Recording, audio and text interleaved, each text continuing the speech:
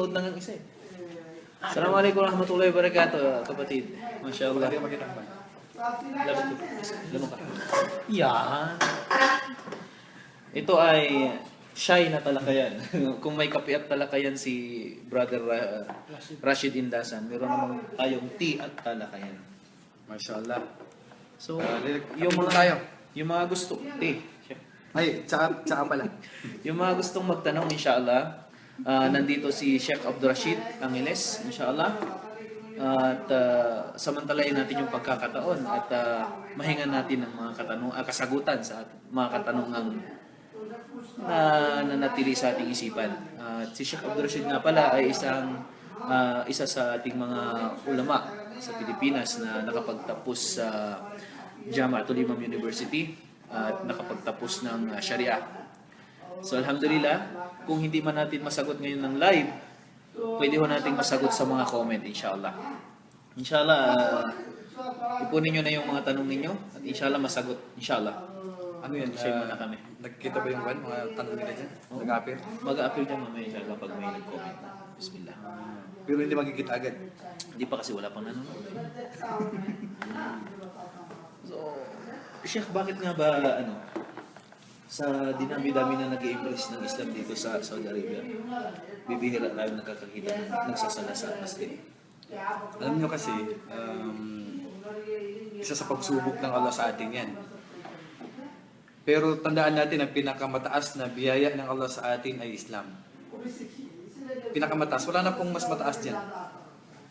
So kung tatanungin tayo, ano ba ang binigay sa atin ng Allah na pinakamataas?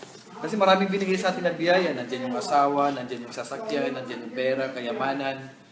Halos lahat nandito sa mundo binigay na sa atin. Pero ano ba yung pinaka-the best na biyaya na binigay sa atin ng Allah? Ito na po yung Islam. Ang Islam. So, ang Propeta sallallahu alaihi wasallam, si Salman al-Farisi, hindi siya Arabo. Siya ay galing sa Persia o tinatawag nilang Iran. So, sinabi ng Propeta sallallahu alaihi wasallam na si Salman al-Farisi, kapamilya ko na rin. Kapamilya ko na rin. Bakit? Dahil sa Islam. Dahil yun sa Islam. Kaya mga kapatid, lalo-lalo na yung mga kapatid ko na mga bagong pasok sa Islam, napakataas na biyaya na binigay sa atin ng Allah ang Islam kasi pag Muslim ka na, ligtas ka na. Alam niyo naman siguro ang ibig sabihin ng Islam. Ang definition ng Islam, wal istislamu lillahi bitawhid wal inqiyadu lahu bitta'a wal bara'atu minasyirki wa ahli.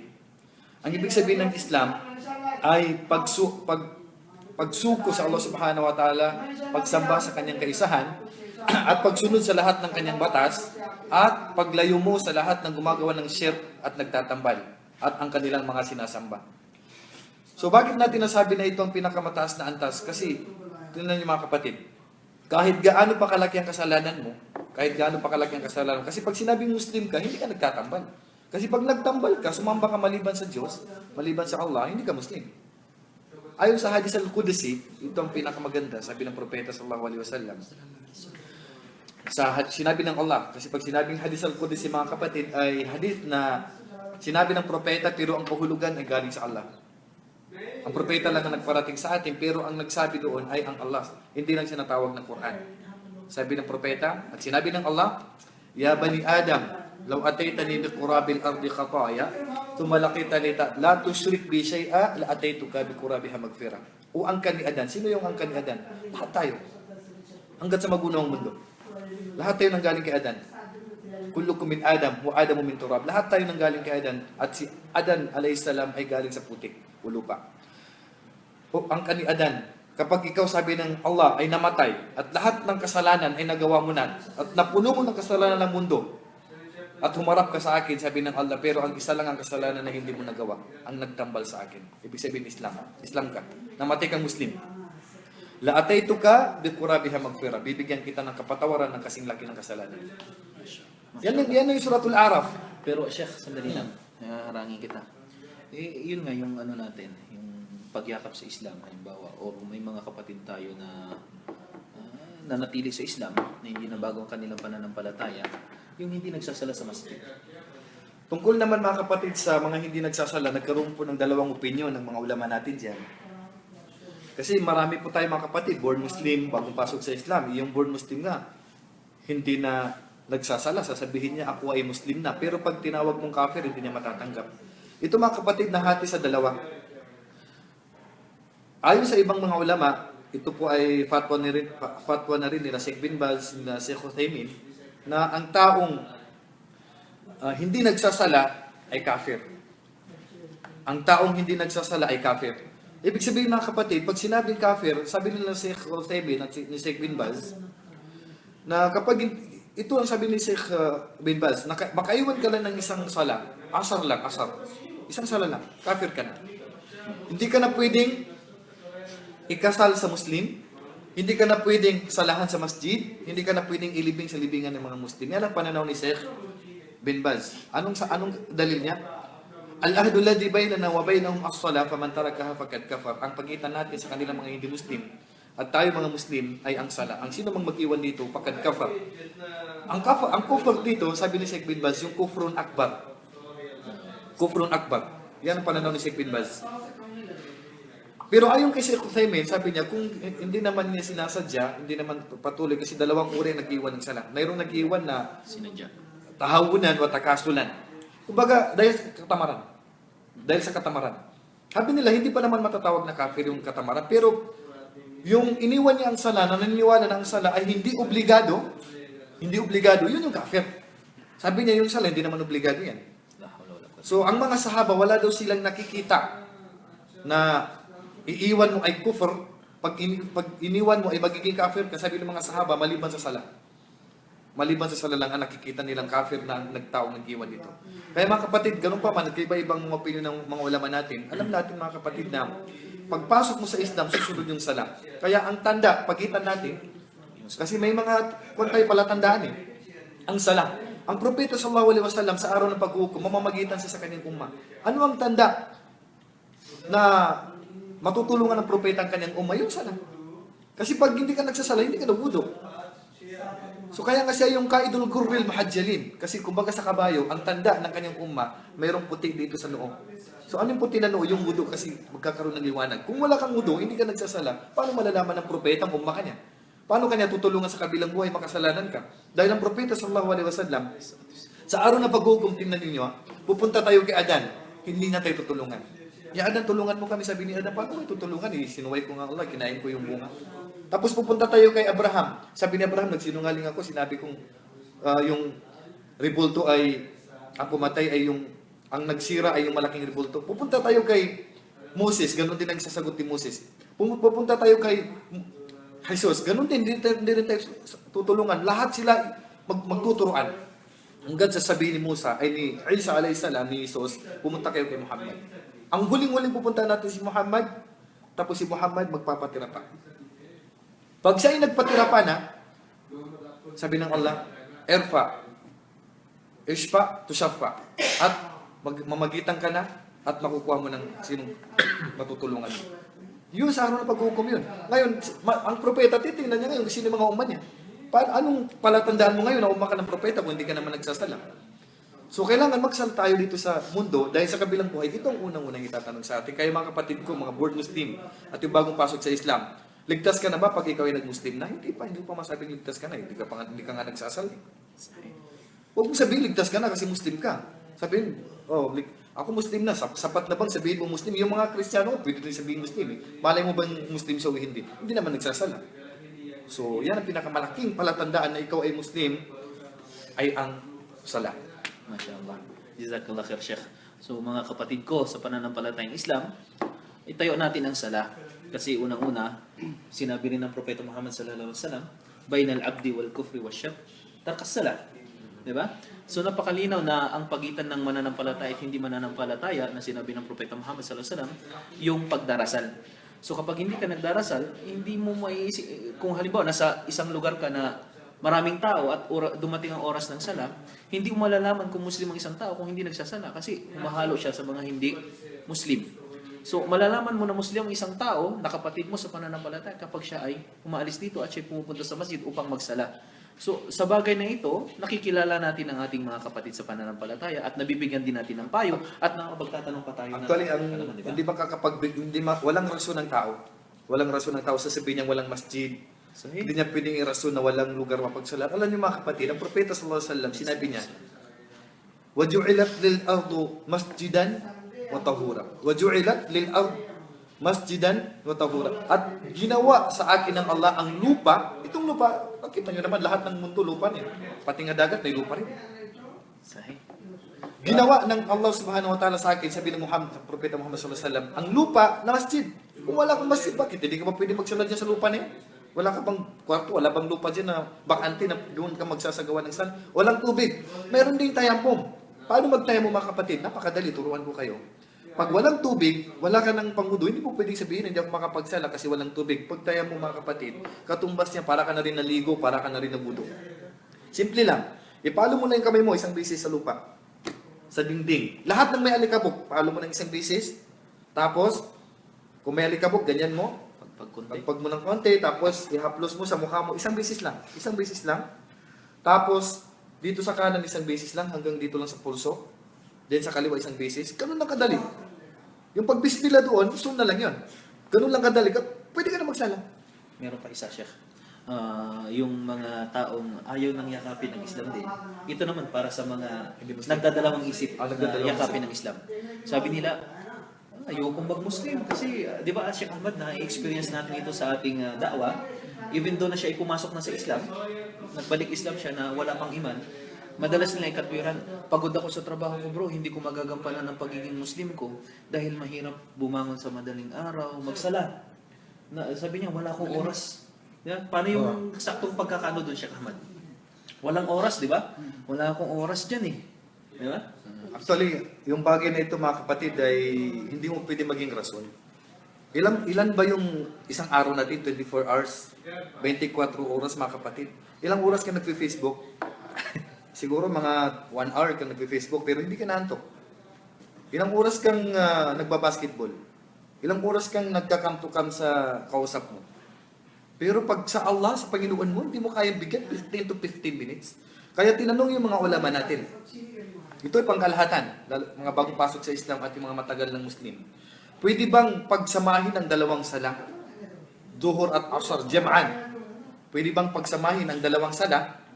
Dahil lang sa busy daw sa trabaho, busy. Siya ay mekaniko, siya ay nag-opisina, siya ay trabaho, constructor. Alam niyo mga kapatid, hindi rason yan. Hindi rason. Bakit hindi mo bibigyan ng time ang Panginoon mo? Hindi ka pa pwedeng magpaalam sa moder mo. Kasi pag nagsala ako ng 10 to 15 minutes may kaltas, mas maganda yung kaltas. Man taraka shay'an lillahi awadahu Allah khairan minhu. Ang sino mang tao nag-iwan para sa Allah, huwag ka mag-alala, papalitan ng Allah sa iyo. Kaya sabi ng mga ulama, kung halimbawa mahirap yun, mayroon ka pa namang mahanap na ibang trabaho, hindi maghanap ka ng trabaho. Huwag mong irarason, busy ka sa trabaho dahil may karapatan ng Panginoon sa iyo.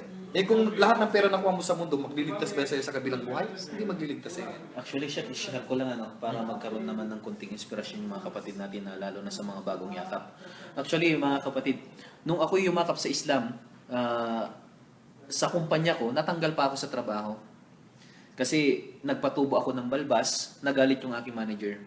At gusto niya tanggalin ko yung balbas ko. Sabi ko, ang payo sa akin ng imam, dahil nag-asa ko ng payo sa kanya, tanggalin ko ba? Sabi niya, wag. Dahil ang balbas ay tanda ng isang Muslim at pagsunod sa propeta, sabi niya. Hindi yan basta sunna, sabi niya. Lalo sa food industry kami. So, anong nangyari? Hindi ko tinanggal hanggang sa natanggal ako sa trabaho. At pagdating ko dito sa Riyadh, hindi naman ako tinanggal sa trabaho, Sheikh Abdul Rashid. Bagkus, yung tinatawag na nagtawakkul ka sa Allah, bahala ng Allah sa akin, ibigay niya ang mabuti sa akin. Alhamdulillah, uwi akong Muslim. Sabi ko, dumating yung time na, ayun nga nangyari, hindi ako tinanggal sa trabaho, binigyan pa ako ng sarili kong desisyon ko anong gusto ko, manatili lang ako sa kumpanya. Alhamdulillah. Basta natin yung may mga tanong. Sandali lang. Ituloy ko na. Tapos sabi nung may brother pa tayo na nagtatrabaho noon dito sa may wooden bakery. Tungkol naman sa trabaho niya is food industry, bawal ang balbas. Pinag-initan yung kapatid natin at nakalimutan ko niyang pangalan. Itong kailangan ko pag-memorize ang pangalan. So yung brother natin na ito ay halos tanggalin sa trabaho at dahil lang sa kanyang balbas, dahil sa pagyakap niya sa Islam. Pinagkaisahan din ang kapatid natin. So anong ginawa niya? Pinanatili niya ang kanyang balbas at humingi siya ng payo sa mga nakakaalam. Nanatili yung kanyang balbas at gumanda pa yung posisyon niya doon sa trabaho niya ito noon.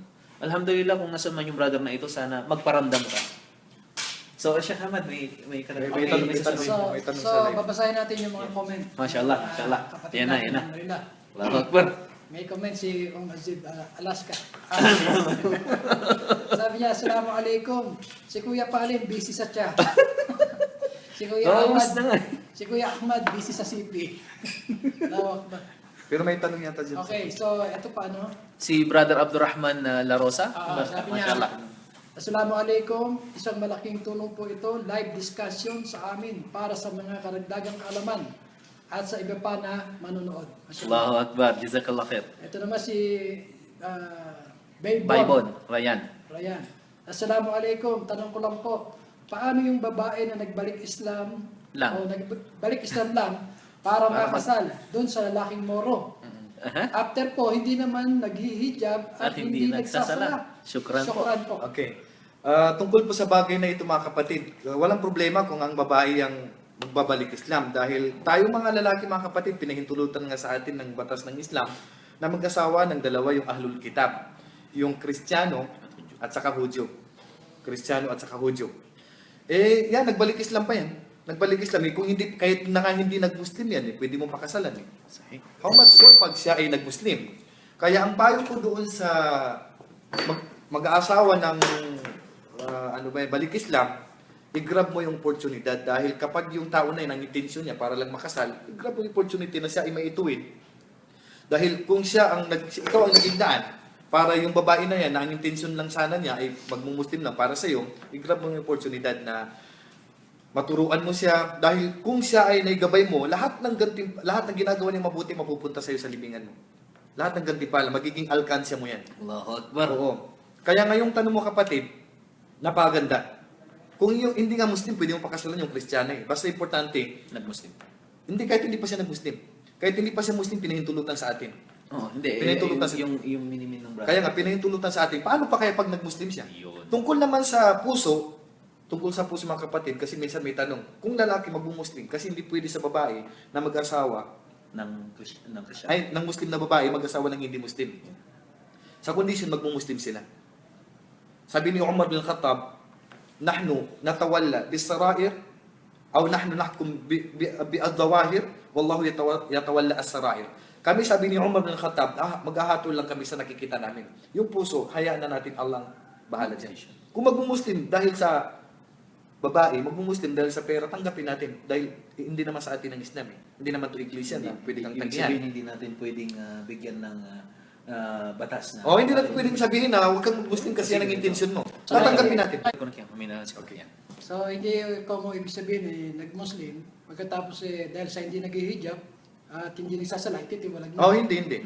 So, malinaw na yung sinabi ni Sheikh Abdul Rashid, napakaganda, di ba? Kung ating intindihin, na obligasyon ngayon ng lalaking Muslim kung paano niya itayo yung kanyang pamilya ngayon. Dahil pinakasalan niya ang babaeng ito. So, siya yung magtutulong. So, tingnan mo, reward nga. Tama. tingnan mo nag-Muslim yung babae dahil lang sa lalaki. So, ikaw na lalaki, ikaw naging dahilan. So, baka ikaw matanong sa kabilang buhay niyan. Yun. Matanong ka sa kabilang buhay, nag-Muslim na nga para sa'yo, tapos hindi mo pag-ginrab yung opportunity, bakit pag pinabayaan mo lang? So, kay Brother Baybon, Ryan, SMA. Di ba? Kapatid, kung kilala mo ang mag-asawang ito, payuhan mo ang kapatid nating Muslim na lalaki na ito na mag-aral pa siya para ma-share naman niya sa kanyang Pero, asawa. Ang meron aral lang ng akong konting idadagdag. Okay. Tungkol naman sa hindi pagsasala. Mhm. Bang propeta sallallahu alaihi wasallam, pinayuhan hindi tayo nagsasala. sa babaeng pipiliin natin. Sabi ng propeta, tungkahol mar'ali arba, pakakasalan ng babae sa 4 na katangian.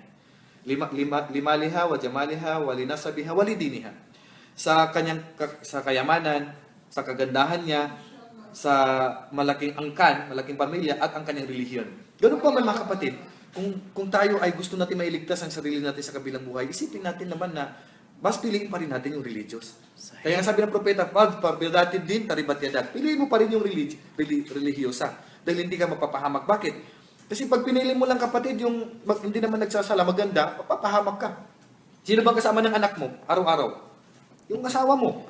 Ikaw palagi kang nasa labas, baka paglaki ng anak mo, hindi na nagsasala. Kaya nga, sabi nga nila, katulad lang ng kahoy yan. Kung gusto mo yung kahoy, straight ang pagtayo, ituwid mo na maliit pa. Kasi pag ganitong paglaki niya, saka mo itutuwid, malaki na. Pag tinuwid mo na, putol.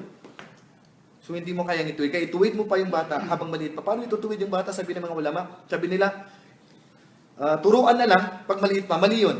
Lit ka na. Hanapin mo yung babae na religyosa. Yun. Kasi pag saka mo natuturuan yung bata, pag pinanganak na, kung asawa mo hindi religious, sigurado ay lalaki yung bata. Kasi hindi susunod sa'yo kung pababayaan mo siya sa kanyang magulang, sa kanyang nanay. Kaya ikaw na lalaki, pinapayuhan kita. Kaya huwag kang pumili. Kung hindi mo kaya yung maganda, mayaman, kaya nga yung sabi ng propeta, asa amaluhun na ayut gihin. Ayon sa mga ng hadith, na maaari na yung kayamanan ng babae pag mamalaki niya yan sa'yo. Sabi niya, pag naghiwalay tayo, marami naman akong pera. So, religious, Islam ang pinakapiliin ninyo. Yan ang nagiging problema minsan ng mga kalalakihan sa ngayon, lalo na sa ating mga Muslim kapatid. Sheikh Abdul Rashid, yung mga kapatid natin na yan na ang tinitingnan na lang yung mukha, yung Dahil sa katawan, sa kakayamanan. kapatid, ang babae sa Islam ay lalo na sa kalalakihan sa Islam ay pagsubok sa atin. So, maraming magaganda yun. Pagbukas mo nga ng Facebook, makikita mo di ba? Pero alam mo ba kapatid, kung ang babae na nakikita mo ay mahilig magbihis, magpaporma, mag-post sa Facebook, matakot ka kapatid. Bakit? Unang-una, kapag ang babaeng ito ay madalas magpaporma, nagme-makeup, nagsusuot ng sexy, anak ko, mahirap na. Pag lalo na, nandito ka sa abroad, iiwanan mo siya sa Pilipinas. Nakakasigurado ka kayang may babalikan ka pa. Baka yung anak mo, isa, pag uwi mo, instant 3 or 2 na. Di ba? Mahirap yun kapatid. So piliin mo yung babaeng saliha na inshallah, handa niyang takpan yung kanyang sarili or pangalagaan ng kanyang sarili at mahalin ka na ikaw lamang.